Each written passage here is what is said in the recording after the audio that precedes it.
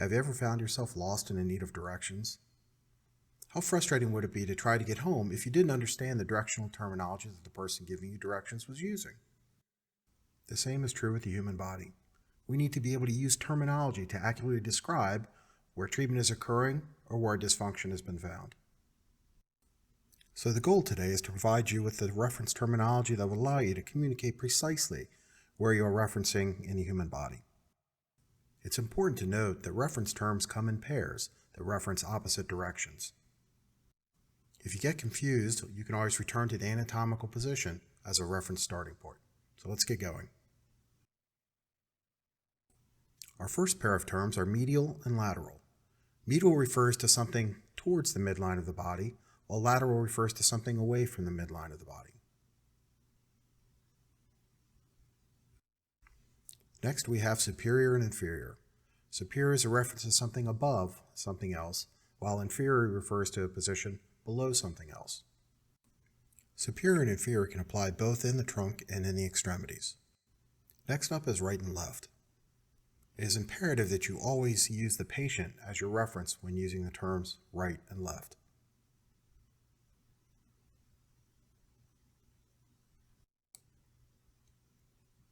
Let's venture out to our extremities. Medial and lateral still apply in the extremity. Again, we reference the direction towards the midline of the body or away from the midline of the body.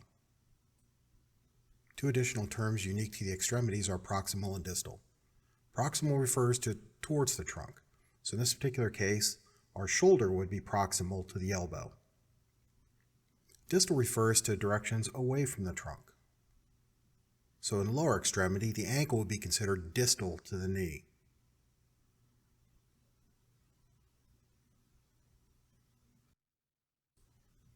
Switching to a lateral view allows us to examine anterior and posterior. Anterior or ventral means towards the front of the body or refers to a structure in front of another. Posterior or dorsal refers to the back of the body or refers to a structure behind another. Example would be the abdominal muscles are anterior to the spine. Our next two terms are specific to the trunk. These are cranial, which means towards the head, or caudal, which means towards the tail or sacrum. So for example, we could say our cervical spine is cranial to our thoracic spine. So let's return to the extremities and take a closer look at some distal terminology. The bottom surface of our foot has a special name. We refer to that as the plantar surface of the foot. So structures on the bottom of the foot would be in the plantar direction. Structures on the back of the foot would be in the dorsal direction. Also, distal would refer towards the toes, while proximal would refer towards the ankle. We refer to the anterior surface of the hand as the palm of the hand. So structures in this direction would be referred to as palmar. The back of the hand is still referred to as dorsal.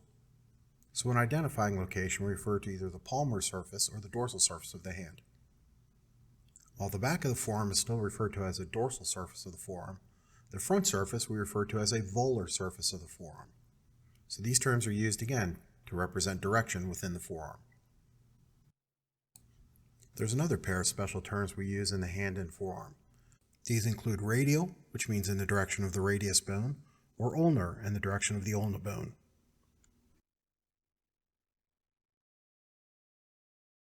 In the hand, distal is in the direction of the fingertips, while proximal would be in the direction of the wrist. So our phalanges would be considered distal to our carpal bones. Anatomical structures exist in many layers. Therefore, we often look at the body in cross-section. So it's helpful to have terminology that refers to depth. Superficial means towards the outer edge of the body. The opposite term we use is deep, which means towards the center of the body. It's helpful to use these terms when describing the depth of one structure relative to another. So taking an example from our cross-section of the leg, here we have identified the fibularis longus muscle and the fibula. We could say in this example that the fibula is deep to the fibularis longus muscle, or in turn, the fibularis longus is superficial relative to the fibula. So let's see if you can use your directional terminology to identify where this treatment is occurring.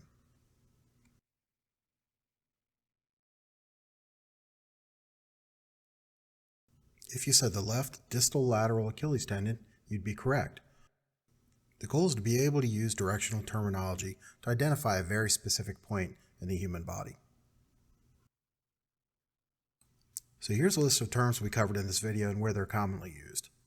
Always keep in mind when referencing right and left for direction that it's relative to the patient and not your right and left. Knowing these directional terms ensures that we have a common method of communication when discussing the human body and anatomy.